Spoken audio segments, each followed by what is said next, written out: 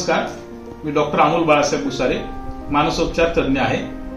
24 मे हा दिवस जो आहे, हा दिवस जागतिक सिझोफ्रेनिया दिवस म्हणून आपण साजरा करतो. सिझोफ्रेनिया हा एक प्रकारचा मानसिक आजार आहे. या आजारामध्ये नेमकं काय होतं, तर या आजारामध्ये व्यक्तीच्या विचार करण्याच्या, भावना व्यक्त करण्याच्या आणि त्याच्या वर्तणुकीमध्ये गोंधळ उडालेला असतो. जर आपण पाहिलं तर हा आजार साधारणतः कुणामध्ये आपल्याला पाहायला भेटतो, तर 15 ते 25 या वयोगटामध्ये आजाराची सुरुवात आपल्याला पाहायला भेटते.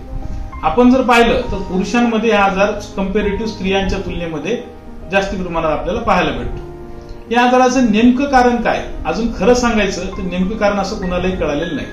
नेमकं कारण म्हणजे काय की जो मलेरिया मच्छर चावल्यामुळे होतो, त्याचं आपल्याला डायग्नोसिस करता येतं. सिझोफ्रेनिया नेमकं कशामुळे होतो हे आपल्याला सांगता येत नाही, पण शास्त्रज्ञांनी किंवा काही वैज्ञानिकांनी याची कारणं जे सांगितलेली आहेत त्यामध्ये अनुवंशिकता हा एक महत्वाचं कारण आहे. फॅमिलीमध्ये रन करणं म्हणजे काय, तर बाबा आजोबाला होता तर मुलालाही असण्याचे चान्सेस याच्यामध्ये भरपूर मोठ्या प्रमाणात असण्याचे चान्सेस आहेत. ह्या आजारामध्ये नेमकं काय होतं, तर जे आपल्या मेंदूमधले जे केमिकल्स आहेत, ज्याला आपण सिरोटोनिन, डोपामिन, नॉरएड्रेनालिन असे जे केमिकल्स म्हणतो, या केमिकल्सची जी मात्रा आहे ती कमी अधिक प्रमाणात झालेली असते. त्यामुळे हा आजार उद्भवतो. या आजारामध्ये नेमकी लक्षणं कोणती असतात किंवा या आजार आपल्याला निदान कसा करायचं, तर लक्षणांमध्ये सर्वात पहिलं लक्षण जे आहे त्याला आपण डिल्युजन म्हणतो. डिल्युजन म्हणजे नेमकं काय, तर false but firm belief which is unshakeable. म्हणजे थोडक्यात काय, तर खोटा पण पक्का विश्वास जो की आढळ आहे. याचं उदाहरण पाहायचं झालं तर माझ्या घरचे माझ्या विरोधात आहेत, ते माझ्या विरोधात कट कारस्थान रचत आहेत, त्यांनी माझ्या अन्नामध्ये काहीतरी मिसळलेलंच आहे, माझी पत्नी माझ्याबद्दल फेथफुल नाहीये, हे पण एक प्रकारचा माझा भास असू शकतो, या जगातला सर्वात मोठा व्यक्ती मी आहे, माझ्याकडे भरपूर मोठ्या प्रमाणात पैसा आहे, त्याला डिल्युजन ऑफ ग्रँडिओसिटी आपण असं म्हणतो.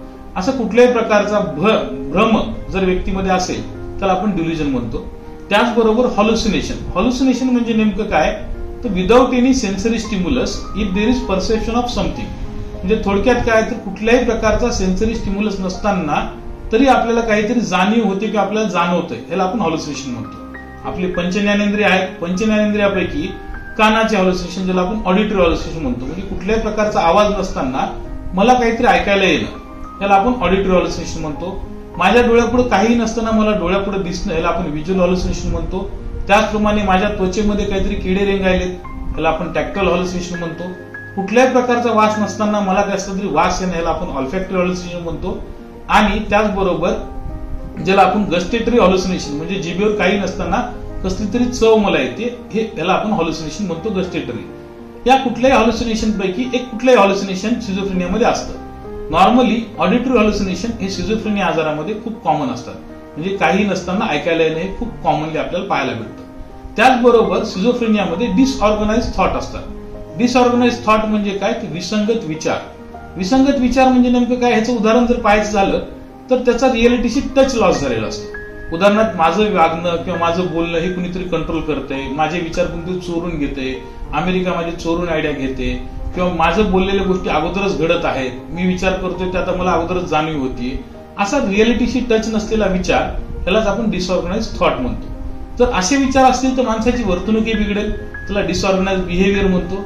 डिसऑर्गनाइज बिहेवियर मध्ये ऍजिटेशन म्हणजे स्वतःवर विनाकारण चिडचिड होणं, इतरांवर चिडचिड करणं, शिवीगाळ करणं, वस्तूंची तोडफोड करणं, या प्रकारचे फर्स्ट रँक सिम्पटम्स दिसू शकतात. किंवा त्याचबरोबर आंघोळ न करणे, एकलकोंडेपणा न राहणे, स्वतःची स्वच्छता न पाळणे, कुणाशी न बोलणे, एकट्यामध्ये कुटकुटत बसणे, अशी वेगवेगळ्या प्रकारची वर्तणूक व्यक्तीमध्ये आपल्याला आढळून पाहायला भेटते.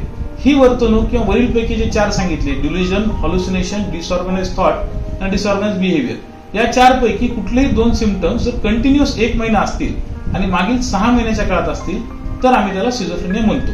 पण असं असलं की कुणी त्याला सिझोफ्रेनिया म्हणेल का, तर नाही. सिझोफ्रेनिया ह्या आजाराचं निदान हे मानसोपचार तज्ञांनी करायचं आहे, त्यामुळे मानसोपचार तज्ञाकडे जाऊनच आपण त्याचं निदान करतो.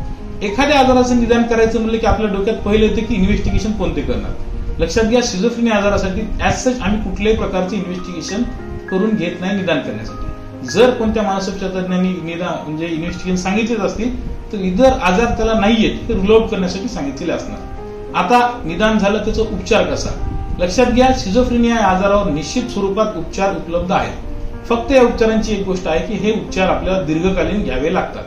त्यामुळेच मानसोपचार तज्ञांकडे आपल्याला महिन्याच्या महिन्याला रेग्युलर जावं लागतं आणि औषधोपचार करून घ्यावा लागतो.